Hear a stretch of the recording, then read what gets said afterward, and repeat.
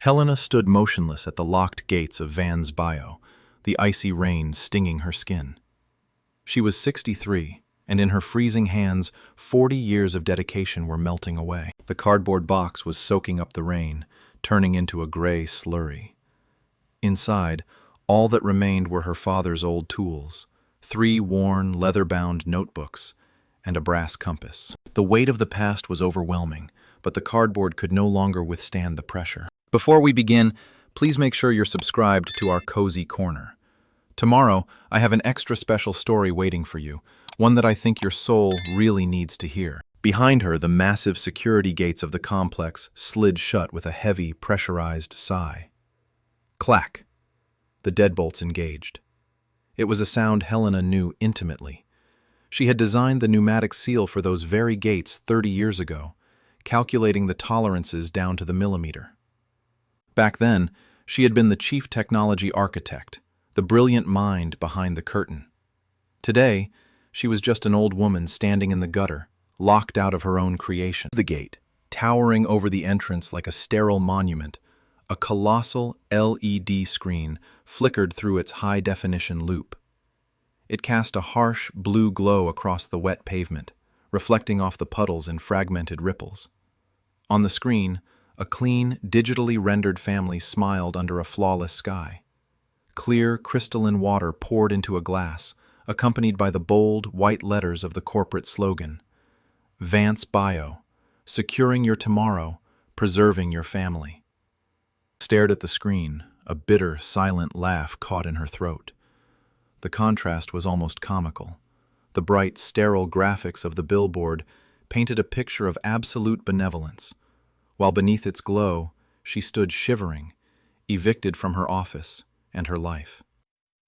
Just an hour ago, she had sat in the warmth of the top-floor boardroom, listening to her nephew, Victor, explain why she was no longer needed.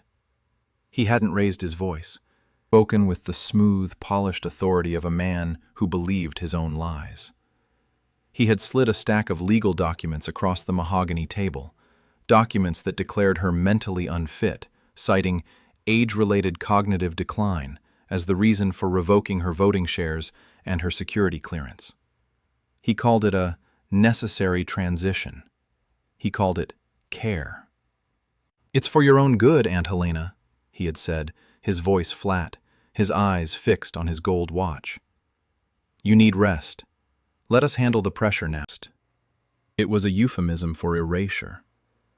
Victor had not just taken her job, he had taken her home, a modest cottage on the company grounds that had been part of her employment agreement for decades.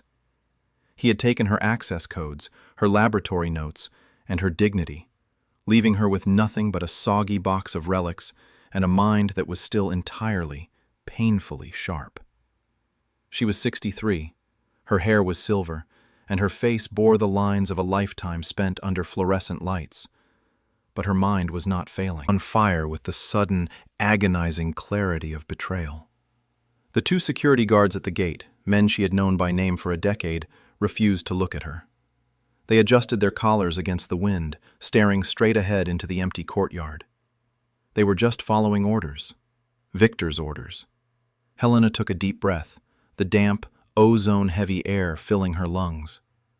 The cold was beginning to seep deep into her bones, making her joints ache, but she refused to let her knees buckle down at the cardboard box. The ink on her father's old notebooks was already beginning to bleed, the blue lines of chemical formulas dissolving into watery bruises on the page. 40 years of silence. 40 years of hiding the truth, of letting the Vance dynasty build their fortune on a stolen foundation, all to protect her family. And this was her reward. Slowly, Helena turned her back on the glowing blue tower of Vance Bio, adjusted her grip on the failing box, tucked it tightly against her chest under her worn coat, and began to walk. She did not head toward the city, where the bright lights of Victor's empire dominated the skyline. Instead, she turned toward the dark silhouette of the pine forest at the edge of the valley, where the gravel road dissolved into mud. There was one place Victor couldn't lock her out of, one place the company lawyers had dismissed as useless, forgotten acreage. her father's old forest laboratory. And the executive boardroom of Vance Bio did not circulate. It lingered, heavy with the scent of roasted Arabica, expensive Italian leather, and the sterile hum of a high-end climate control system. Through the floor-to-ceiling windows, the city of Oakhaven looked like a sprawling watercolor, its lights smudged by the relentless autumn rain. It was warm inside, too warm, the kind of artificial heat that makes the skin dry and the throat tight. Sat at the far end of the 12-foot mahogany table, a piece of furniture she had helped select when the company's headquarters was still a modest 3-room office. Now, she felt incredibly small in its shadow. Across from her stood Victor, her 38-year-old nephew, meticulously adjusting the cuffs of his tailored charcoal suit. He didn't look like a villain. He looked like the cover of a business magazine, handsome, composed, and utterly devoid of doubt. Polished wood between them lay a single manila folder. Its contents were thin, but they carried the weight of a death sentence. "It's a matter of corporate liability, Helena," Victor said, his voice dropping into that smooth, practiced register he used for damage control during press conferences. He had stopped calling her Aunt Helena the moment the secretary left the room. "The board has to think about the shareholders. We cannot have senior staff members showing lapses in judgment." The new filtration initiative launching next quarter. Helena looked at the folder. Through the translucent cover page, she could read the bold, stamped letters of the medical report. Exhibit B, Clinical Evaluation of Cognitive Functions. Underneath was the signature of a doctor she had seen only once, for less than 20 minutes, during a routine company physical. "Lapses in judgment," Helena repeated, her voice remarkably steady, though her chest felt as if it were being squeezed by iron bands. "Is that what we are calling it now, Victor? Or is it because I raised questions about the chemical composition of the Phase 3 catalysts? Because I pointed out that the new formula is highly unstable at low temperatures?" Victor didn't flinch. He walked over to the sideboard, poured himself a glass of sparkling water, and watched the bubbles rise with a look of mild amusement. "You see? This is exactly what Dr. Eris warned us about. The paranoia. The obsessive focus on discarded data. The Phase 3 catalysts have been fully approved by the regulatory committees. Your insistence on conducting unauthorized tests in the middle of the night, it's concerning. It's disruptive." In the corner of the room sat Mr. Sterling, the company's chief legal counsel, a silent gray man who had spent his entire career protecting the Vance name. He didn't look at Helena either. He was busy polishing his glasses, his face an impenetrable mask of professional indifference. "Those labs, Victor," Helena said quietly, her eyes locking onto her nephew's face. "I developed the primary patents that keep this building standing. Your father didn't understand the chemistry, and neither do you. I spent 40 years of my life making sure this company did things the right way. And now you're using a paid-for medical report to lock me out?" "We are securing your legacy," Victor countered, setting his glass down with a soft, deliberate clack that echoed in the silent room. "Offering you an incredibly generous retirement package. A quiet exit. If we go to court, Helena, this evaluation becomes public record. The industry will know that the great Helena Vance has lost her grip on reality. Your patents will be questioned. Your father's name will be dragged through the mud. Is that what you want?" The threat was implicit, wrapped in a layer of sickening concern. Victor knew exactly which buttons to push. He knew how much she valued her father's memory. Vance had died in obscurity, his reputation ruined by the lies of Gregory Vance, Victor's grandfather.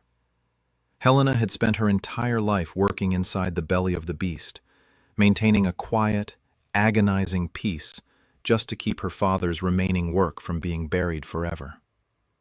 And now, Victor was using that very peace to destroy her. "You don't have to sign the voluntary transfer of shares," Victor added, leaning forward, resting his hands on the mahogany table. "You don't. Mr. Sterling here will file for a court-mandated conservatorship by 9 o'clock tomorrow morning. We will freeze your accounts. We will take the cottage. We will do it publicly, Helena, and I promise you it will be very, very ugly." Helena looked at her nephew, searching for a trace of the boy she had helped raise, the child who used to sit on her lab stool and watch the colorful reactions in her test tubes with wide, wonder-filled eyes. There was nothing left of him. Man was a product of boardrooms and corporate strategy, a machine designed to eliminate liabilities. "You're a coward, Victor," Helena said, her voice dropping to a whisper that seemed to carry more weight than all his legal threats. Victor's jaw tightened for a fraction of a second, the only sign that her words had penetrated his armor. But the moment passed, replaced instantly by his cool, professional mask. He slid a sleek black fountain pen across the table. It rolled smoothly, stopped right at the edge of the manila folder. "Sign the papers, Helena. For your own sake. Let's make this transition as quiet as possible." The transition from Oakhaven's concrete heart to the edge of the valley was a slow, damp descent into silence.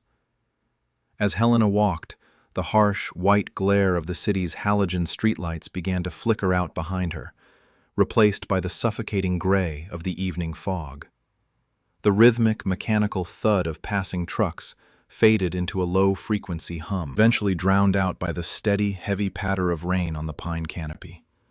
The pavement beneath her boots gave way first to cracked asphalt, then to a gravel service road, and finally to a deeply rutted dirt track that wound its way into the Blackwood Valley. With every step, the physical toll of her exile grew heavier. Helena was 63, and her body, though healthy, was not accustomed to carrying 40 pounds of dead weight through 3 miles of mud. The corners of the wet cardboard box had begun to fail entirely. The bottom was sagging dangerously, threatened by the weight of her father's brass instruments and leather notebooks. To prevent the box from tearing apart, she had to cradle it awkwardly against her stomach, her frozen fingers laced underneath the pulpy cardboard. Her hands had gone numb miles ago, but she could still feel the sharp, biting pressure of the brass joints slicing through her wet coat and pressing against her ribs. The smell of the world changed. The sharp, chemically treated scent of Oakhaven's air, dominated by the exhaust of the refineries and the faint, sweet smell of industrial solvents, was replaced by something raw and ancient. It was the scent of damp earth, rotting pine needles, and cold, stagnant water. Helena's breath came in ragged white plumes that hung in the still air before dissolving into the fog. She kept her gaze fixed on the ground just a few feet ahead of her, navigating the deep puddles that had formed in the tire ruts. Her boots were soaked through, the cold welling up from the soles with every step, but she didn't stop to rest. If she stopped now, she knew her muscles would seize, and the cold would settle into her chest. This road was a graveyard of memories. Her father, Albert, had bought this 2-acre plot of rugged hillside in the late 1960s, long before Oakhaven had expanded into a bustling industrial hub. He had always laughed at the purchase, calling it Albert's Folly. It was too steep to build on, too rocky to farm, and too isolated to have any commercial value.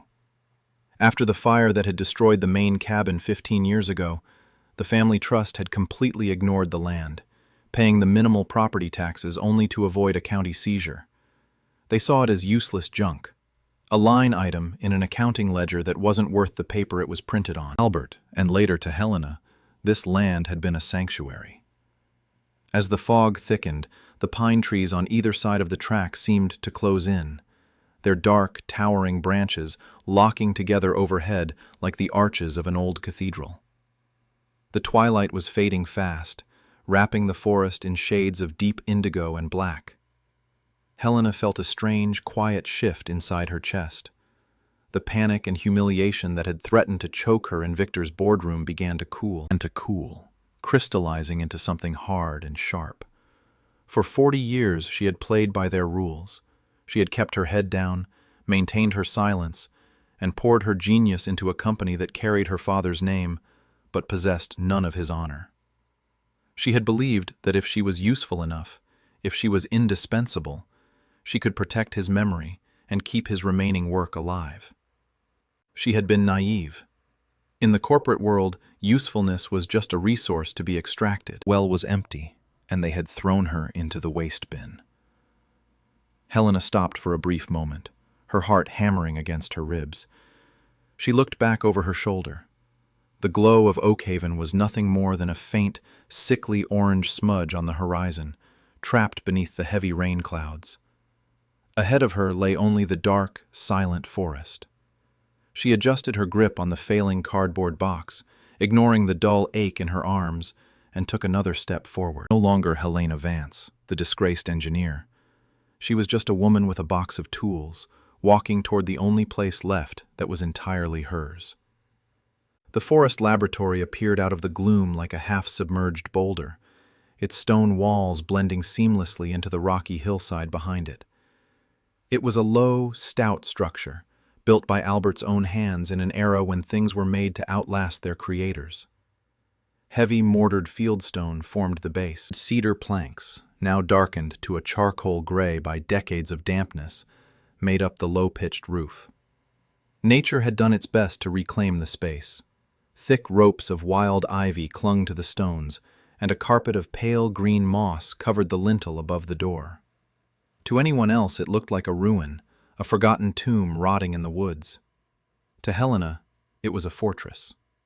She stopped at the foot of the single stone step, her legs trembling from the final, steep incline. The board box was now so saturated with water that she could feel the cold moisture seeping through her wool sweater, directly against her skin.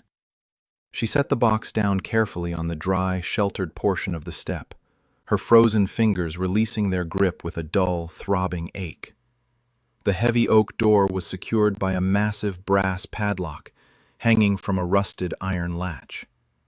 The lock was covered in a crust of green oxidation and wild lichen, looking as though it had fused into a single, solid block of metal over the years.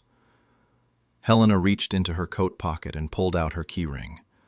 Among the modern plastic fobs and shiny silver keys to her corporate office was a single, flat key made of tarnished brass. Her father had pressed it into her hand when she was just 18, on the day they had finished building the lab's slate roof. "This is your key to the truth, Helena," he had whispered, his hands rough and smelling of pine sap. "No matter what happens out there, this door only opens for us." Her hands were shaking so badly that she could barely align the key with the lock's narrow keyway. She blew on her fingers, trying to coax some warmth into them, before trying again. The key slid in halfway, then stopped, blocked by decades of grit and rust. Panic, cold and sharp, flared in her chest. If the key broke inside the lock, she would be stranded out here in the dark, with the temperature dropping toward freezing and no shelter for miles. "Don't do this to me," she whispered to the silent trees. "Not tonight." She braced her boots against the stone step, gripped the key with both hands, and applied steady, rotating pressure. The brass key flexed slightly. Helena held her breath, sensing the exact threshold where the metal would snap. She pushed just a fraction harder. Harsh, grinding clack that sounded like a gunshot in the quiet woods, the internal tumblers yielded. The heavy padlock sprang open. Helena let out a long, ragged breath, her shoulders sagging with relief. She removed the lock and pushed against the door. It didn't budge. The wood had swollen with 40 years of humidity, wedged tight against the heavy oak frame. Helena picked up her box, held it with one arm, and threw her shoulder against the door with all her strength, groaned in protest. The layer of dried moss and ivy along the frame tore with a sound like ripping canvas, and the door finally swung inward, revealing a pitch-black void. She stepped inside and pulled the door shut behind her, cutting off the relentless sound of the wind and rain. Instantly, the world changed. The air inside was stale, dry, and cold, smelling of old pine timbers, chalk dust, and the faint, unmistakable scent of mineral oil. Pulled a small, heavy metal flashlight from her pocket, the only practical tool Victor's security team had let her keep, and clicked it on. The beam of light cut through the gloom, illuminating a wide, stone-floored room. In the center stood her father's heavy workbench, constructed from thick, hand-hewn pine timbers that had not warped a single millimeter. Across the back wall hung a massive slate chalkboard, still covered in the faint, ghostly white remnants of equations. The board was still covered in the remnants of chemical equations and molecular structures drawn 40 years ago. On the shelves along the side, rows of glass beakers, graduated cylinders, and porcelain crucibles sat in neat, dusty rows, catching the light like sleeping eyes. The slate roof had held. Despite 40 years of abandonment, there was no water dripping from the ceiling, no rot in the beams. The laboratory was dry, quiet, and safe. She set her soggy cardboard box on the workbench, her body finally beginning to stop its shivering as the wind chill died away. She looked around the dusty, silent room, her flashlight beam lingering on her father's empty chair. For the first time in weeks, the tight, suffocating pressure in her chest eased. She was inside. She was safe. But as she looked at the dusty instruments, the silence of the lab began to ask a heavy question. What now? The silence of the laboratory was absolute, broken only by the faint, rhythmic drumming of the rain against the slate roof above. Helena stood before her father's workbench, the beam of her metal flashlight illuminating the thick layer of gray dust that covered the surface like a velvet blanket. She set her wet cardboard box down, the pulpy bottom finally giving way entirely and spilling her tools, a heavy steel chisel, a rusted ball-peen hammer, and her notebooks. Pulled her tools onto the dry pine wood. Helena didn't look at the tools. Her eyes were fixed on the pedestal of the desk. Embedded deep into the poured concrete foundation that anchored the workbench to the stone floor was a small, heavy iron safe. It was a crude, industrial thing, looking more like an engine block than a secure box, with a solid iron door and a single heavy keyway. When Albert had been alive, this safe had been his private domain. Never opened it in her presence, and after his death, the key had vanished. The family had assumed it was empty, or that whatever lay inside had been lost to time. But Helena knew her father. He was a man who measured his life in safety margins and redundant systems. He would not have left his most important secret to chance. She knelt on the cold stone floor, the dampness of her trousers pressing against her knees. She shined her flashlight into the keyway. The keyway was choked with rust and dust. Helena picked up the heavy steel chisel and the ball-peen hammer from the desk. Her hands, though still cold, had stopped shaking. The familiar weight of the steel tools brought a sense of calm focus to her mind. She placed the hardened tip of the chisel against the corroded seam where the iron door met the frame, right beside the locking bolt. Clang! The sound of the first hammer strike was deafening in the enclosed space, out like a chapel bell. The shockwave vibrated through the steel chisel, sending a sharp tingle up Helena's arm. She didn't stop. She struck the chisel again, harder this time. Clang! Clang! A flake of rusted iron flew off, followed by a shower of orange powder. The solid concrete base holding the safe did not budge, but the seam began to widen, the ancient locking mechanism inside the door groaning under the immense mechanical leverage. She shifted the chisel lower, wedging it deeper into the gap, and struck the end of the tool with a final, heavy blow. With a dull, metallic pop, the internal latch sheared. The heavy iron door swung open on its thick, squeaking hinges, revealing a dark, dry interior. Helena set the hammer and chisel aside, her heart beating fast. She shined the flashlight inside the safe. There were no gold bars, no stacks of cash, no glittering jewelry. Tucked tightly into the iron chamber was a bulky bundle of dark, heavy leather. Helena reached inside, her fingers sinking into the thick, supple hide, and pulled the object out. It was her father's old aviator jacket, a heavy, dark brown sheepskin flight jacket he had worn during his youth as a pilot in the Volunteer Rescue Corps, long before he had become an engineer. As she lifted it onto the clean portion of the workbench, the scent of the jacket bloomed into the cold room. It was a rich, complex aroma that immediately bypassed her adult defenses. The smell of weathered leather, old machine oil, copper dust, and a faint, sweet trace of her father's cherry pipe tobacco. For a fleeting second, Helena was not 63. She was a little girl of 7, sitting on the high workbench, buried in the warmth of her father's chest, while he explained the magic of chemical bonds. Ran her hand over the worn leather of the sleeves, her fingers catching on the scuffs and grease stains that Albert had never bothered to clean. But as she lifted the jacket to examine it further, her professional instincts kicked in. The jacket was too heavy.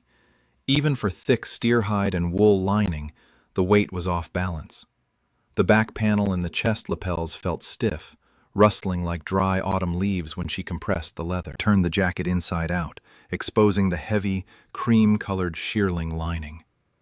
Her eyes, trained to notice the slightest deviation in material construction, caught a seam along the inner hem.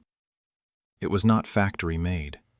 The original stitching had been carefully unpicked and replaced by hand with a thick, waxed linen thread, sewn in a tight, double-lock stitch. It was her father's handiwork. He had used the same heavy-duty thread to repair his canvas sails. Pulled a small, sharp folding knife from her pocket, unfolded the blade, and slipped the tip under the first linen stitch. Snip. The thread severed with a soft snap. Methodically, with the patience of a woman who had spent 40 years checking tolerances, Helena cut through the waxed thread, slide by slide, opening a hidden pocket between the leather outer shell and the heavy wool lining. She reached her hand deep into the lining. Fingers brushed against a cold, smooth material wrapped in thick, yellowed oilcloth. She pulled the bundle out and laid it on the workbench, her breath catching in her throat. The oilcloth was stiff, its surface coated in a thick layer of dried linseed oil and wax that had kept the moisture of the valley at bay for 40 years. Helena's hands were methodical as she peeled back the sticky, yellowed layers. Every fold she turned, the smell of ancient ink, sulfur, and high-grade drafting paper grew stronger, filling the tight space of the laboratory. When the last layer of cloth fell away, a stack of heavy, blue-grid drafting sheets lay revealed on the workbench, their edges slightly frayed, but the core of the paper perfectly dry. Helena shined her flashlight onto the top sheet. Her eyes, which had spent decades analyzing technical schematics, took in the drawing instantly.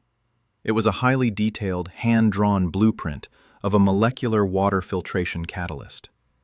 The lines were incredibly fine, drawn with a level of precision that only a master draftsman could achieve. In the lower right corner, inside the standard technical title block, was the elegant copperplate handwriting she knew better than her own. Molecular Filtration Catalyst, Phase 1, Prototype. And right below, Albert Vance, Chief Engineer. Old wave of vindication washed over her. This was the blueprint. The foundational technology that had turned Vance Bio from a small-town startup into a multi-billion-dollar corporate empire.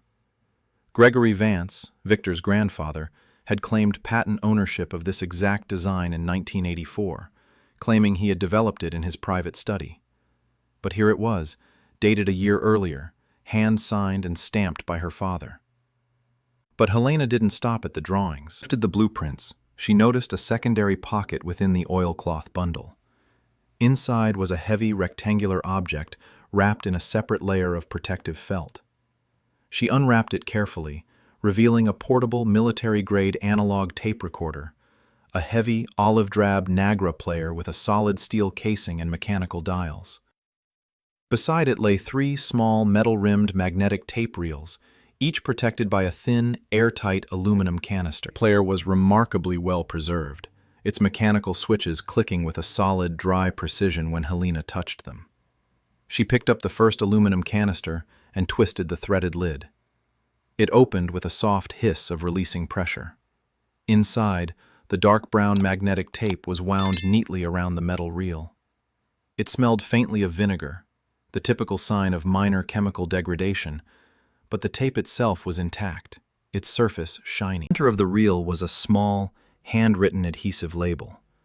The ink had faded from black to a soft purple, but the words were still perfectly legible. Meeting with G.V. October 14, 1983. Private. G.V. Gregory Vance. Helena's breath became shallow. This wasn't just old correspondence or secondary diaries. This was a direct, physical record of the confrontation that had destroyed her father's life.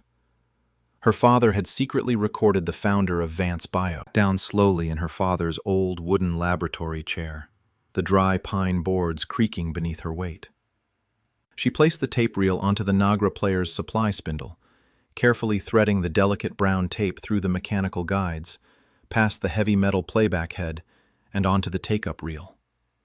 Her fingers, usually so steady with delicate instruments, were trembling slightly now. She knew what this tape represented. A weapon, preserved with meticulous care, hidden in the lining of an old jacket, and buried inside a concrete safe to keep it out of the reach of the lawyers and corporate spies. It was a voice from the grave, waiting for 40 years for someone with the courage to turn the dial. Before she pressed the play button, Helena's eyes wandered back to the blueprints.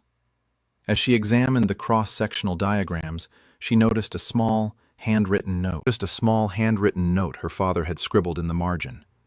Do not reduce the titanium nitride lining below 0.4 millimeters. Structural integrity will fail under thermal cycling. Helena closed her eyes, a sudden chill running down her spine. The Phase 3 catalysts that Victor's engineers had just approved, the very design she had questioned in the boardroom, had reduced that exact lining to 0.2 millimeters to save 30 cents per unit. Her father had predicted the failure, compromised its safety to inflate their profit margins. She opened her eyes, her gaze hardening as she looked at the heavy steel playback switch of the recorder.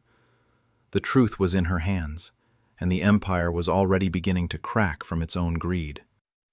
The steady, rhythmic drumming of the rain outside seemed to fade, replaced by a high-pitched, metallic ringing in Helena's ears as she stared at the faded blueprint. The laden air of the laboratory grew cold, and the shadows on the stone wall lengthened, pulling her back through the long, dark corridor of 40 years. The year was 1984. Helena was 23 years old, her mind sharp, her heart full of the fierce, unyielding idealism of a young woman who had just graduated at the top of her engineering class. She was her father's pride, his junior partner, working alongside Albert in this very laboratory to perfect the Phase 1 molecular catalyst. They had worked 18-hour days, eating cold sandwiches off the pine workbench, laughing as they watched the polluted water from the Valley Creek turn crystal clear through their glass prototypes. It was supposed to be their gift to the world. And then, the sky fell. Helena could still smell the acrid, choking scent of chemical smoke that had filled the air on the night of November 12th. The explosion had ripped through the pilot facility Gregory Vance had funded. The investigation was incredibly swift and entirely rigged. Gregory Vance, who owned half the town and sat on the municipal board, had already purchased the local sheriff and the forensic inspectors. Within 24 hours, the blame was laid squarely at Albert's feet. Gregory's lawyers produced fabricated reports claiming Albert had made a mathematical error in the pressure tolerances.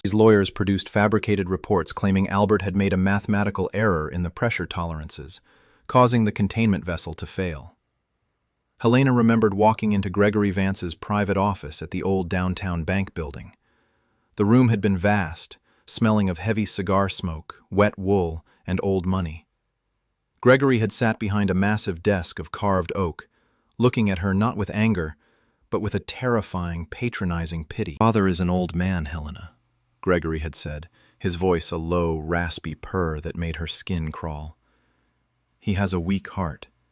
He won't survive a week in a state penitentiary. And you have a brilliant career ahead of you. It would be a tragedy if you were blacklisted before you even published your first paper." He had slid a single document across the desk, a patent assignment form that transferred all intellectual property rights. For the molecular filter to Gregory Vance, in exchange for a nominal consulting fee and the immediate dismissal of all criminal charges against Albert. "If you try to fight this," Gregory had whispered, leaning forward, his eyes cold as flint, I will make sure the state prosecutor asks for the maximum sentence for industrial sabotage. Your father will die in a cell. I will ruin your name so thoroughly that you won't even find work sweeping the floors of a high school chemistry lab. The memory of her own helplessness was a physical weight, pressing down on Helena's chest until she could barely breathe. She had been 23. She had no money, no legal counsel, and no allies. Her father had suffered a massive, stress-induced stroke the morning after the explosion, leaving him partially paralyzed and unable to speak. He sat by his hospital bed, holding his rough, useless hand, and made the only choice she could to keep him alive. She had signed the papers. She had surrendered his life's work to the man who had ruined him. For the next 30 years, Helena had lived with the daily, grinding poison of that compromise. She had watched Gregory Vance receive humanitarian awards, his face plastered on billboards as a savior of Oakhaven's environment. Vance was hailed as a savior, while her father died in a small, rented room, his mind broken, his name forgotten. Even her own children, raised in Oakhaven under the relentless barrage of Vance Bio's public relations campaign, had grown up believing the corporate myth.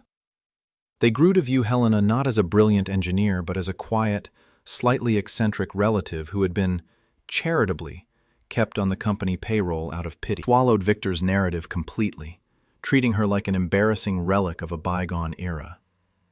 Helena opened her eyes, the dark laboratory rushing back to fill her vision. Her breathing was fast, her fingers clutching the edge of her father's wooden chair so tightly that her knuckles were white.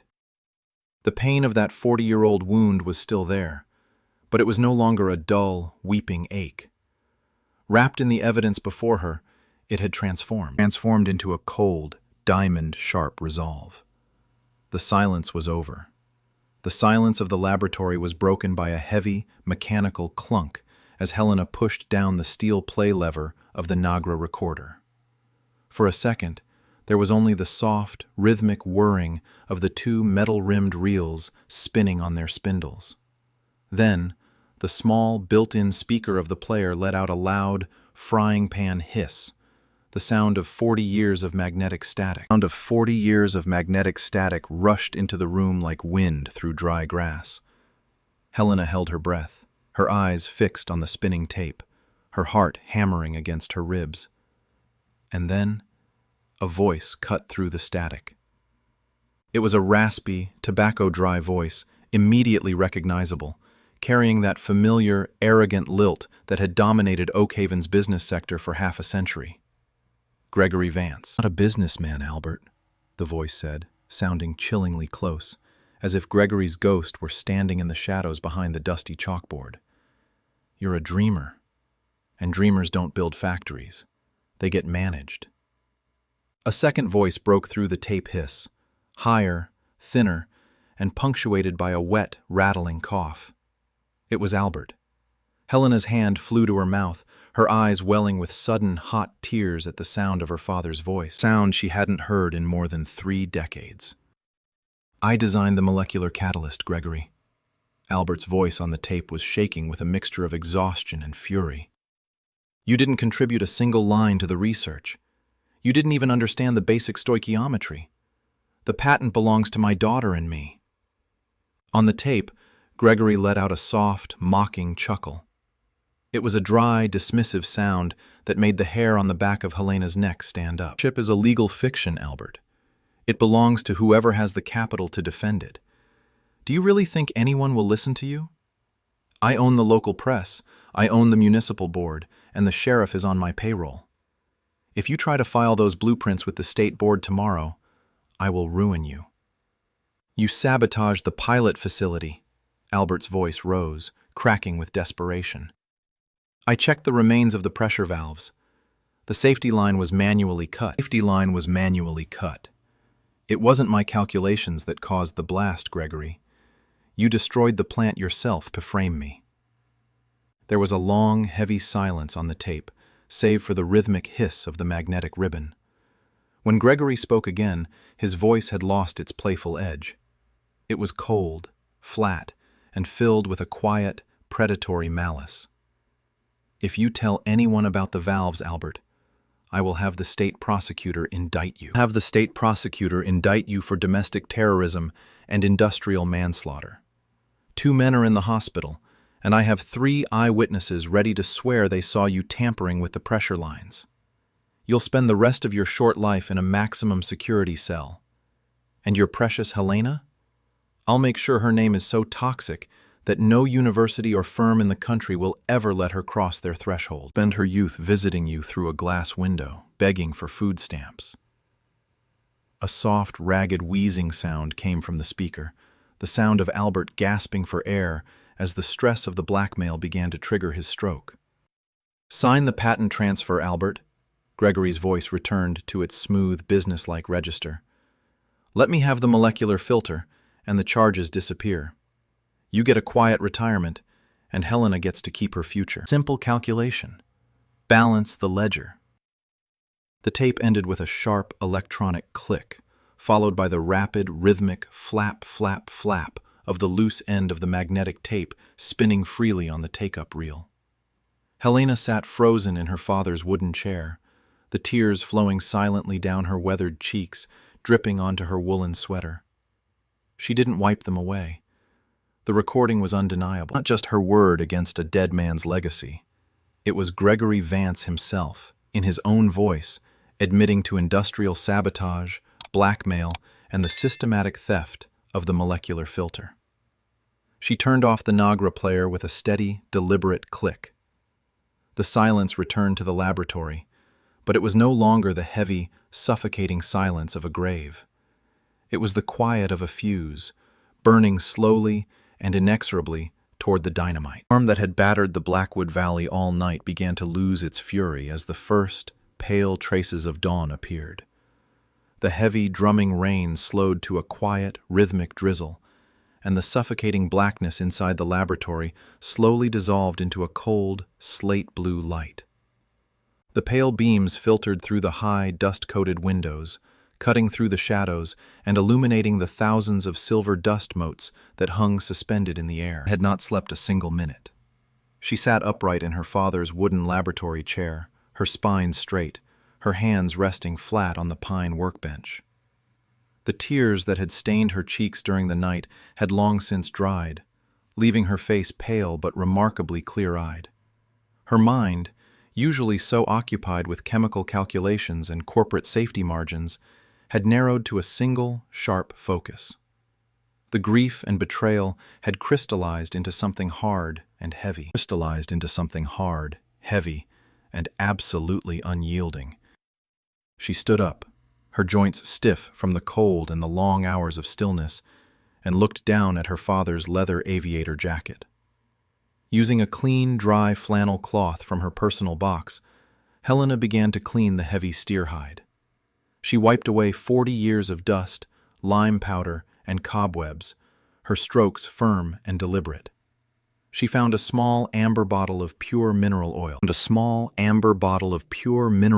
On her father's chemical shelf, its seal unbroken, the liquid inside still clear, and poured a few drops onto the leather. With the patience of a master craftsman, she rubbed the oil into the dry, stiff portions of the hide, watching the deep, rich mahogany color of the leather bloom back to life. The jacket was designed for Albert's broad pilot's frame. On Helena's 63-year-old body, it would have hung loosely. The jacket would have hung loosely, looking like an awkward, oversized hand-me-down. To Victor's security team and the polished executives of Oakhaven, she would have appeared defeated, a desperate eccentric wrapping herself in the past. Helena refused to give them that satisfaction. She picked up her father's heavy sailmaker's needle and a spool of the thick, waxed linen thread she had harvested from the lining. With precise, steady hands, she began to modify the jacket's side seams. Her fingers, though stiff from the cold, moved with the flawless muscle memory of a woman who had spent 40 years doing delicate, detailed needlework in the labs. She took in the excess leather along the torso, creating a clean, structured silhouette that sat firmly on her shoulders. She double-stitched the heavy seams, pulling the waxed thread tight with a sharp, satisfying snap of her wrists. Finished, she laid the modified jacket aside and began to pack her canvas bag. She wrapped the Nagra tape player and the 3 aluminum canisters of magnetic tape in her father's wool scarf, tucking them securely into the center of the bag to protect them from any remaining dampness. Beside them, she placed the heavy, hand-drawn blueprints, rolled tightly and tied with a piece of linen thread. Helena walked over to the small, cracked glass mirror that hung on the stone wall near the door. By the pale, blue light of the dawn, she pulled her silver hair back, brushing it flat and pinning it into a neat, severe bun at the nape of her neck. She wore simple, dark wool trousers and a high-collared black sweater. Finally, she lifted her father's aviator jacket and slid her arms into the sleeves. The heavy sheepskin lining hugged her shoulders, providing a warm pressure. Skin lining provided a warm, reassuring pressure that felt less like clothing and more like armor. The rich, familiar scent of old machine oil, cedar, and cherry tobacco enveloped her, shielding her from the cold dawn air. Helena looked at her reflection in the cracked glass. She did not see a homeless 63-year-old pensioner who had been evicted by her own family. She did not see a victim. She saw an engineer who had spent 40 years checking the data, a daughter who had finally found the missing pieces of the calculation, and a woman who was ready to balance the ledger. She picked up her canvas bag, walked to the heavy oak door, and pulled it open. The morning air was cold, crisp, and clean, smelling of wet pine and damp earth. Without looking back at the silent laboratory, Helena stepped out into the light, her boots crunching firmly on the gravel path as she began her walk back toward Oakhaven. The atrium of the Oakhaven Convention Center was a masterpiece of sterile, clinical design. Soaring panels of tempered glass reached 50 feet toward a vaulted steel ceiling, flooding the space with the cold, gray light of the rainy morning. The floors were sheets of immaculate white marble, so highly polished that they reflected the bright blue and white neon corporate logos like ice. The air was pressurized, smelling of expensive air freshener, ozone, and the fresh, synthetic wool of new carpets. It was the annual Oakhaven Ecological Forum, the crown jewel of Vance Bio's public relations calendar. Over 300 people filled the main auditorium. Foreign investors in charcoal wool suits, local politicians, municipal officers, and journalists with heavy cameras draped over their shoulders. The heavy glass entrance doors of the lobby slid open with a soft hiss. The double-paned glass entrance doors of the lobby slid open with a soft, pneumatic hiss. Helena stepped inside. Her wet leather boots left dark, muddy tracks on the pristine white marble floor as she walked. She stood out in the sleek, high-tech lobby like a fragment of a different century. The rugged, mahogany-brown leather of her father's flight jacket, its visible double-lock stitching of waxed linen thread, was a direct, physical affront to the sterile environment. Her hair, pinned tightly into its severe bun, and her calm, unyielding expression gave her the appearance of a stone monument that had suddenly decided to walk. 2 young security guards in black blazers immediately took a step toward her, their hands resting instinctively on their waist belts. But as they neared, Helena did not look at them, nor did she falter. She kept her gaze fixed straight ahead, her stride measured and full of a quiet, ancient authority. Her stride was full of an ancient authority that made the young men hesitate. She didn't look like a trespasser. She looked like the original architect who had come to inspect the foundations of a building she owned. The guards stepped back, whispering into their lapel radios, unsure of how to handle an old woman who carried herself with the weight of an executioner.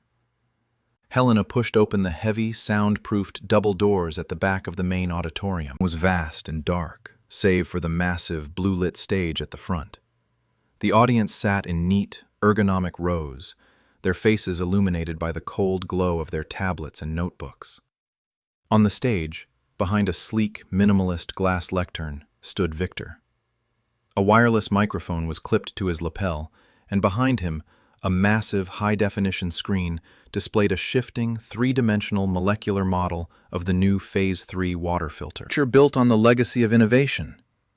Victor's voice was echoing through the high-end sound system, rich, confident, and perfectly paced.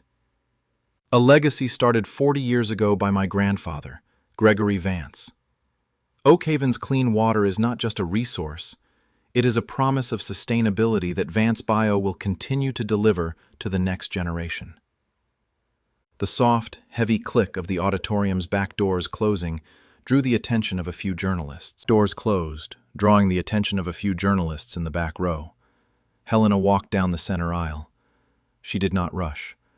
Her boots made no sound on the thick, plush carpet, but the heavy canvas bag slung over her shoulder rustled softly against the thick leather of her father's jacket. As she neared the middle of the auditorium, the cold, blue light from the stage caught the silhouette of her flight jacket. A murmur began to spread through the crowd. Soft at first, like wind through dry leaves, as people recognized the disgraced former engineer they had heard rumors about just yesterday. Victor glanced up from his teleprompter to address the back of the room, his hand raised in a practiced, welcoming gesture. His eyes swept across the crowd and stopped. He saw Helena standing in the center aisle, 40 feet away, her silver hair catching the blue light. 40 feet away, her silver hair catching the blue light, her father's jacket fitting her frame like a suit of armor. The words froze in Victor's throat. His hand remained suspended in the air, his fingers twitching slightly. For a fraction of a second, the polished, untouchable CEO vanished from the stage, replaced by a terrified, pale-faced boy who had just watched a ghost walk into his bedroom. The silence stretched in the grand auditorium, heavy and absolute. The silence in the auditorium was thick, suffocating, and heavy with the scent of impending disaster. Victor stood behind his glass lectern, his face pale, his knuckles white as he gripped the edges of the stand. He cleared his throat, trying to force his polished, corporate smile back onto his face, but his lips merely twitched. "Ladies and gentlemen," Victor's voice came through the speakers, but it was thinner now, lacking its usual resonant warmth. "Seems we have a brief interruption. Security, if you could please escort our guest to the lobby. She is unwell." 2 security guards stepped into the center aisle, moving toward Helena. But she did not look at them, nor did she stop. She turned sharply to her left, walking directly toward the central audio-visual control desk situated in the middle of the auditorium. The young technician behind the mixing board stared at her in utter paralysis. Something in the determination of her stride, in the worn mahogany leather of her father's flight jacket, that made him freeze. Helena reached into her canvas bag, pulled out the Nagra tape player, and set it on the mixing console. With the calm, methodical precision of an engineer connecting a basic circuit, she pulled a heavy-gauge auxiliary cable from the console's input panel and plugged it directly into the Nagra's output jack. "Helena, stop this!" Victor's voice cracked through his lapel microphone, his professional composure completely disintegrating. "This is private property. You have no right." Helena didn't look at him. She reached down and pushed the steel play lever of her player with a heavy, satisfying mechanical clunk. The massive, state-of-the-art sound system of the Oakhaven Convention Center filled with a loud, heavy tape hiss. It sounded like a torrent of water. The sound of the tape hiss sounded like a torrent of water rushing through the room. And then, Gregory Vance's voice shook the walls. "Ownership is a legal fiction, Albert." The voice of the company's founder boomed through the speakers, 40 feet high and impossibly clear. "It belongs to whoever has the capital to defend it. Do you really think anyone will listen to you? I own the local press, I own the municipal board, and the sheriff is on my payroll." The auditorium went dead silent. The investors in the front rows froze, their fingers hovering over their tablets. The journalists' eyes widened, their professional instincts kicking in instantly. "Turn it off!" Victor screamed into his microphone, his voice rising to a panicked, undignified shriek. He banged his fist against the glass lectern, his face flushed a deep, sweaty crimson. "Someone cut the power! Turn that off now!" But the AV technician did not move. The AV technician stared at the blueprints Helena had slid onto the desk beside him, blueprints displaying Albert's original 1983 signature and Gregory's own handwritten threats. He did not move a finger. He was too stunned, too transfixed by the raw historical truth pouring from the speakers. "You sabotaged the pilot facility," Albert's voice echoed through the hall, thin and rattling, but carrying a terrifying weight. "The safety line was manually cut. It wasn't my calculations that caused the blast, Gregory. You destroyed the plant yourself to frame me. If you tell anyone about the valves, Albert, I will have the state prosecutor indict you for domestic terrorism. Your precious Helena? She'll spend her youth visiting you through a glass window, begging for food stamps." The revelation was absolute. Gregory Vance was openly admitting to industrial sabotage. Gregory Vance was admitting to sabotage, extortion, and the theft of the molecular filter. The room erupted. The journalists did not wait for the tape to end. Several reporters in the front row stood up, their heavy cameras flashing rapidly as they trained their lenses on Victor's perspiring, terrified face. Others pointed their cameras toward Helena, who stood calmly beside the mixing desk, her chin held high, her eyes fixed on her nephew. Foreign investors were already gathering their papers, whispering urgently into their phones, their faces pale with the realization that Vance Bio's entire corporate value had just turned to ash. Victor slumped against the glass lectern, his hands shaking, his chest heaving as the flashbulbs illuminated his ruin.